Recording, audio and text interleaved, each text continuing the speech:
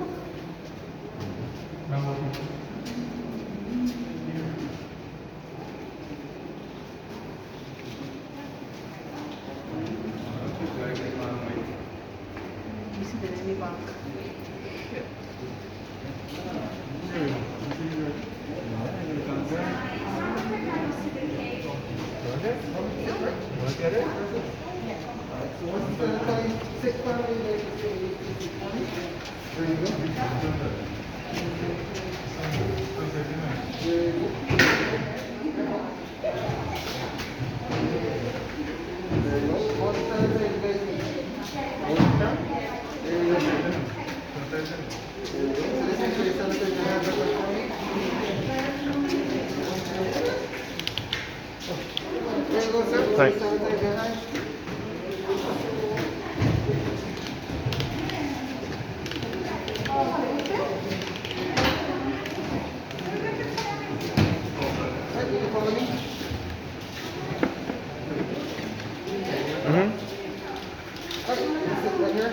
Yeah.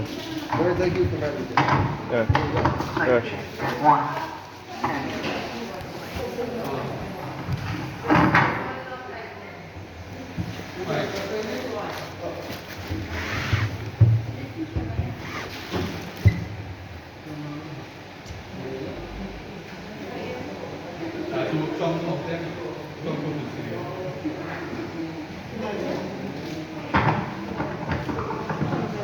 Okay, so ladies and gentlemen, you look as snug as bugs in a rug, or as colorful as M&M candies from here. Please remember you are free to take photos using a flash or without.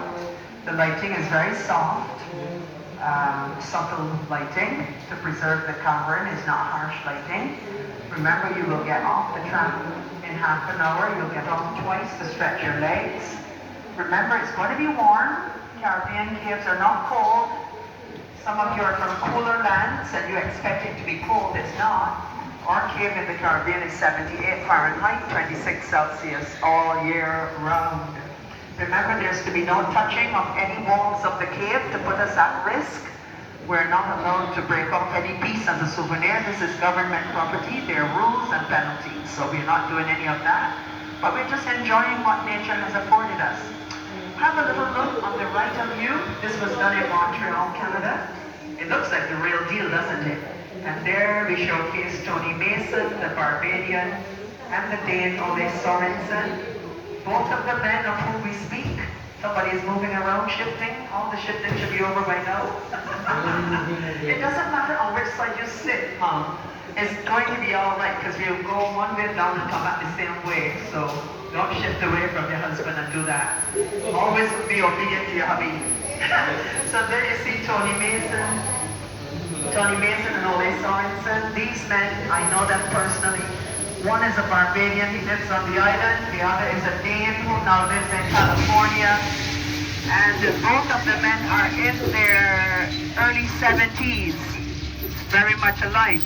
Today we're going on a tractor trailer. Brandon is very well at doing this. He's adjusting the double hydraulics. It's going to be a little rugged because it's a tractor trailer, battery operated. So he is just adjusting for the load that he is carrying. And as you look around, you can see the type of stone. Observe that it is coral limestone, very porous rock, and it allows the rainwater of previous months to filter. So whatever rainwater that you feel dripping on you today, and you will feel it, has taken 1 year.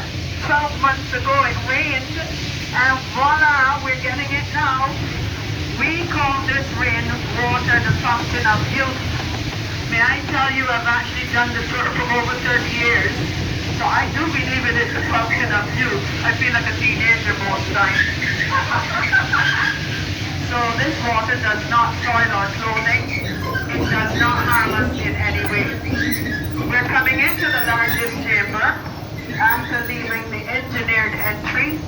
And this room, we're going to stop for just a few seconds to take your photographs. It's almost like we're entering a Game of Thrones movie. This is the cathedral or the Great Hall, you guys. The stalactites are the ones that are hanging down. They look like swords. And the stalagmites are the ones that are standing up on the floor like soldiers. Do you know it all starts with a raindrop? So the raindrop comes down, it's eroding the rock, which is soft and permeable, and then it starts to form a cone in the ceiling.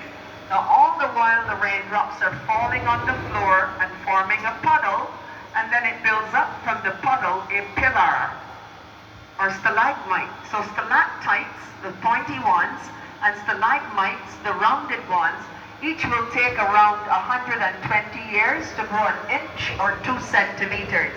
So think about that, human beings. It's a very long process. Any one of us wants to sit around for 120 years just to see one measly little inch or 2 centimeters? No, we don't. That room, the Great Hall, is actually 500,000 years old, or 500,000 years. And we are going to see that room at least twice or 3 times during our journey today. We're going deeper now, and we're looking from our position on the tram into a small trail on the right hand. So Tony Mason and Ole Sorensen left the large room, the cathedral, and they were crawling along this small trail.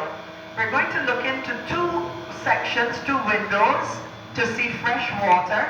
The water is about 85 to 90% pure, filtered rainwater. Remember, everyone is going to get an equal chance to see and take a photo.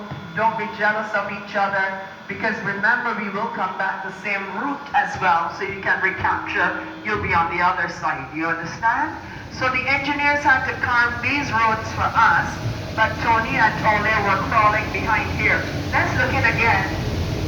We'll see a freshwater stream in motion, and we're going to go up to see that freshwater stream. Now, we feel as if we're entering a little Hobbit movie now, because these look like little members of the Hobbit family. We call this the village because it does remind us of groupings of people together in families. This area of the cave was formed in the last 7,000 years of the cave's existence. Notice how stalactites and stalagmites can sometimes join up together.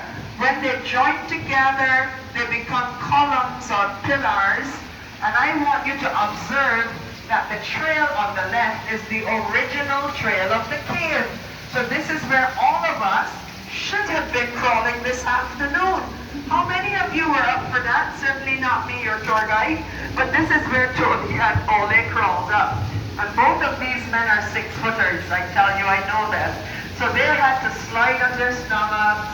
They had to come up, perhaps getting a little bruised on the knees, bumped on the head.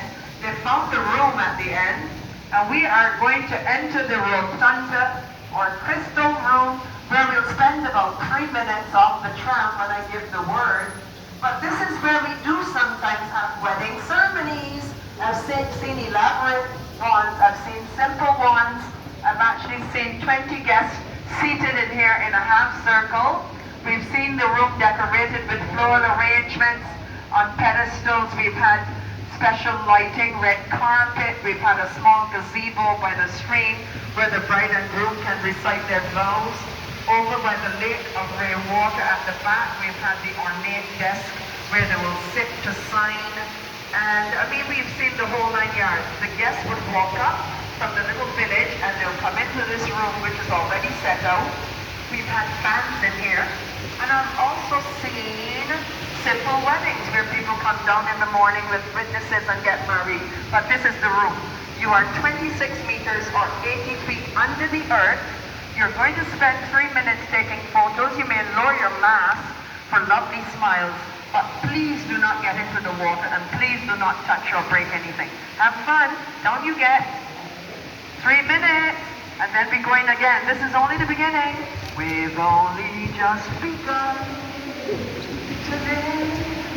White dreams and promises. A kiss from the